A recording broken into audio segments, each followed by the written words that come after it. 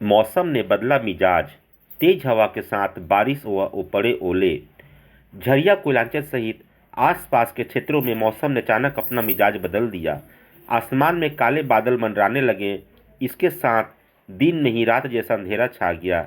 तेज हवा के साथ जमकर बारिश हुई। काले बादल छाने के बाद अंधेरे में लोगों अपने वाहनों के हेडलाइट जलाने पर मजबूर हो गए। तेज गर्जना के साथ खूब आंधी भी चली। आंधी में चलना मुश्किल होने पर राहगीर छुपने का जगह ढूंढने लगे। देखते ही देखते ओलावृष्टि के साथ झमाझम बारिश होने लगी। बारिश के बाद तापमान में आई गिरावट से लोगों को गर्मी से भी निजात मिली।